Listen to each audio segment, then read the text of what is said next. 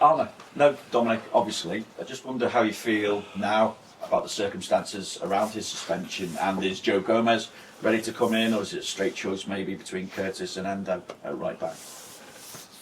No, my feelings haven't. My feelings haven't changed. The moment I saw he got the red card, I was disappointed not to have him against Sunderland. But on the other hand, I think the referee did what he had to do, and that's not what we like if we love football. But it's the rule book, and referees are there to follow the rule book. Joe has not trained with us yet. I'm expecting him to train with us today for the first time. So that's part of your question, and indeed we are. If Joe is not ready to start, then we are missing 4 players that have played on that position. And but Curtis and Wata also played in that position this year, so we've had 6 different fullbacks, right fullbacks this season. And this at a time when we've already spoken about the small margin for error that you have in chasing down the Champions League qualification spot now. Just wonder, how are you feeling about how perfect results need to be between now and the end of the season to achieve a top 4, top 5 finish? Yeah, close to perfection because of the points we are behind. So we also know that we are. It's different when you are 4 points behind the team that's 18th or 19th in the league, because they usually don't pick up as many points as the number 3, 4 or 5 picks up. So to close the gap of 4 or 5 points towards the number 3, 4, 5, that means you have to win a lot. And that's not what we've done this season a lot, so that's why that has to be better, and we have to come close to perfection. And margins are indeed very small, because 7 minutes before the end we thought we were 5 points behind City, and 5 minutes later we were 11 points behind. And now you go to Sunderland, the only team unbeaten at home in the Premier League so far this season. What does that say about how tough it is to bounce straight back after Sunday? Particularly when I'd imagine that maybe confidence has taken a bit more of a hit, given you concede late goals that ultimately takes the game away from you. Yeah, but I have to give a lot of credit to my players, because we've had so many setbacks or hits, the way you said it. So many times we didn't get what we deserved, but every 3 days later they showed up again and brought in a good performance, which not always led to a win. But I've said many times over here that I think there were only 3 halves this season where the other team was far better than us. That was Crystal Palace, that was Man City, and maybe Arsenal away the first half, although that was parts of the first half. For the rest it was close to equal, or we were the far better team. So that is credit to the players, because they've had many setbacks this season. But it's not only that they have a good record at home. I think they have a very good season, Sunderland. But the record at home, I was aware of that as well. And already played against City and Arsenal at home. So that tells you how good of a season they're having, and how strong and good they are at home. Thank you. Given that they've only just come up from the Championship as well, is there an argument that they've probably had the best season out of anybody in the Premier League so far this season? I think there are more teams that are having a very good season. So Arsenal is definitely one of them. Villa is impressive. Brentford is very impressive. But Sunderland is also impressive, and maybe I forget a few as well. So, but it's definitely an accomplishment, or very good, that if you are promoted and you come in the Premier League and you do so well, that is a big compliment to their players and to their manager. Their nickname is the Black Cats up at Sunderland, obviously synonymous with luck and everything. Have you had bad luck this season, when any luck has come your way rather than good luck? Is that something that maybe Liverpool have missed this season? Yeah, that is always the question. It feels like that, that's for sure. I thought even if we sign a player and he's not even playing for us, he gets injured. So yeah, sometimes it feels like that, but the moment you start to feel it's all bad luck, probably it comes to you as well. So we should keep it away as much as possible and just focus on the performance and focus what we can do to improve it. But the amount of times that we conceded late goals in extra time is far more than usual. Yeah, the question is that bad luck, or are we to blame? I think I've tried many different things. So I've made defensive substitutions and the ball went in, and I kept playing the same players and the ball went in. So we've tried a lot, and sometimes it feels. Now I can fairly say that we haven't been lucky. That is definitely true. Is it then unlucky, or is this part of who we are? Yeah, that is something we can only find out in the upcoming 3 to 4 months. Hi Arne, you said there you had 6 different right backs at different points. What impact do you think that's had then on your form this season to have changed that so often? Yeah, but then you only focus on the right fullback position. I think I've had to change in many positions as a result of, because if Dominic plays as right back, he can't play in the midfield, so you have to change the midfield, and that has gone throughout the whole team quite a lot. Difficult to measure. We were talking about bad luck. I've spoken about set pieces. We're talking about injuries. I think this all goes into it. Why results have been how they've been.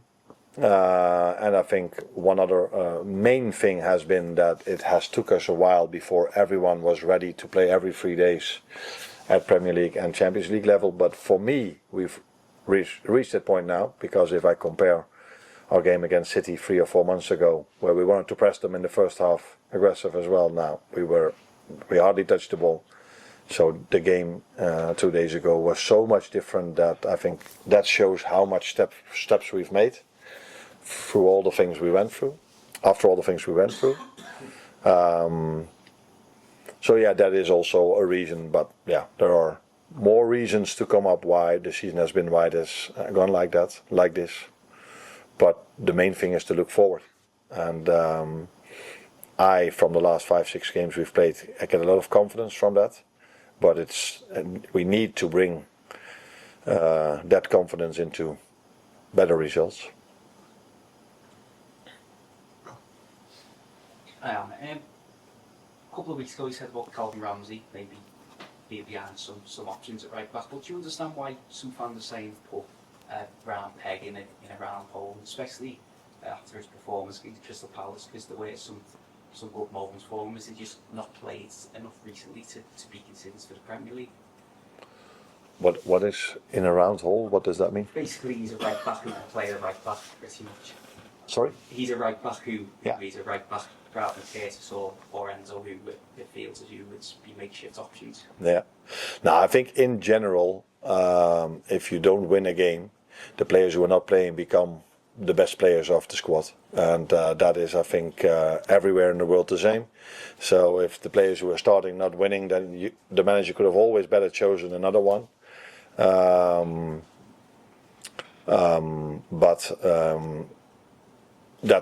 I think this is an example of that as well. I just want to protect all my players, and I've chosen other players till now, and that's also what I'm going to do tomorrow. Hi Arne, I assume you spoke with Dom after the game.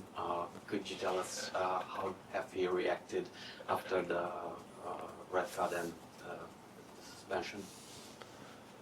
No, I think his main disappointment was that we lost the game after him scoring such a great goal and us being so close to a result. And then, of course, the emotions are also there by getting a red card and missing out on a Sunderland game, which is not good for him and not for the team. So, of course, he was, as all the others, very disappointed about the last 10 minutes of the game. Well, hi Arne, I wanted to ask you about Alisson. Since he's been at the club, his passing has been a massive asset in both in defence and attack, but in recent seasons his accuracy has dropped off a little bit. I think this season it's at its lowest since he's been at the club. How big a concern is that for you, and is there anything you can do to maybe help him improve that? No, I think then you have to dive deeper into the stats, because maybe he has to play more long balls now, and if he has to play more long balls, that usually doesn't help your passing accuracy. So yeah, I'm working with him now for 1.5 years, and I've seen the same goalkeeper last season as I see this season. So, but yeah, sometimes stats can be helpful, sometimes they can be misleading, and I think Donnarumma didn't have that many passing accuracy last game, because both teams try to press really high and aggressive. Yeah, that is different than when they go to a low block. Then the goalkeeper can just pass it to one of his centre backs. So. By the way, the main thing for a goalkeeper is always shot stopping, and that's what he does really well.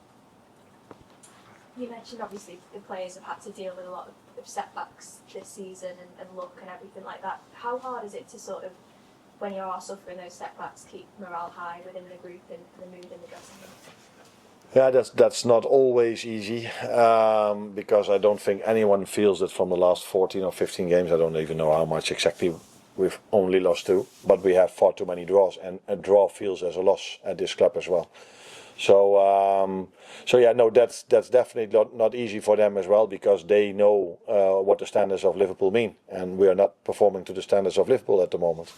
So they feel that disappointment, and mainly because we are so close every single game. Every game it feels as if we're going to win it, but it doesn't happen. And that is probably even more difficult than when you play a game that throughout the whole game you already feel like the other team is better, or we're just not good enough. But that's not what they feel. If they play a game, they feel performance-wise that they can compete with any other team in the league, in the world. But yeah, reality is that we don't perform to Liverpool standards.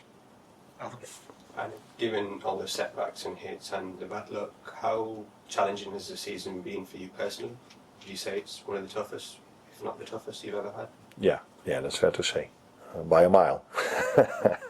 Because all the other seasons I've managed, that there was only positives. There was never. Don't think I've ever lost 2 games in a row. So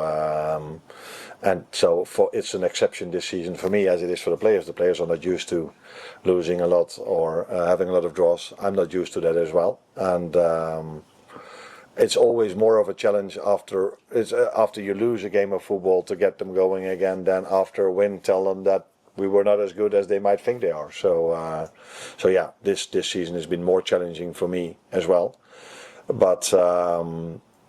You also take nice things out of it, how weird that may sound, because if we are able, I also look at how much improvement we are making. So the main thing as a manager you're always looking for is the results, but it's also important that players and the team improves, because if that doesn't happen, we're even having a bigger problem over here.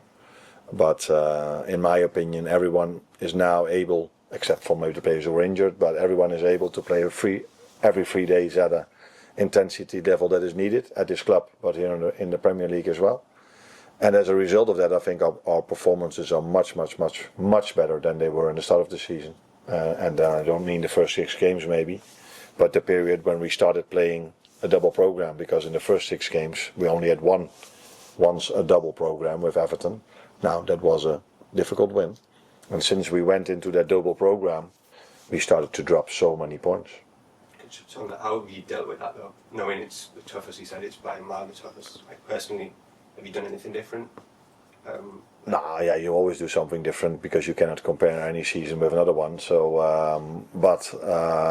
and it's different, as I said, to lead the team or after a loss, or after multiple losses, or after multiple draws than it is after a win.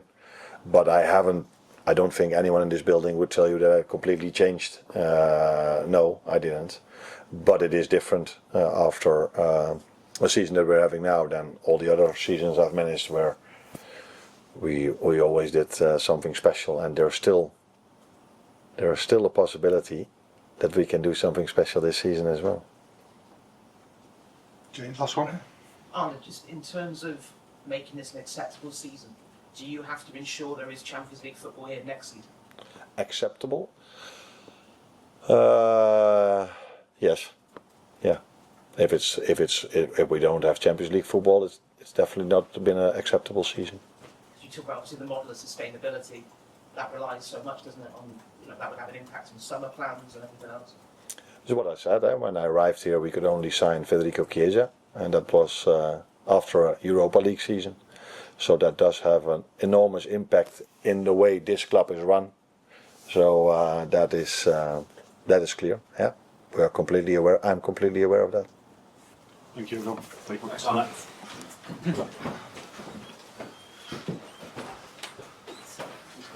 Sponsorship.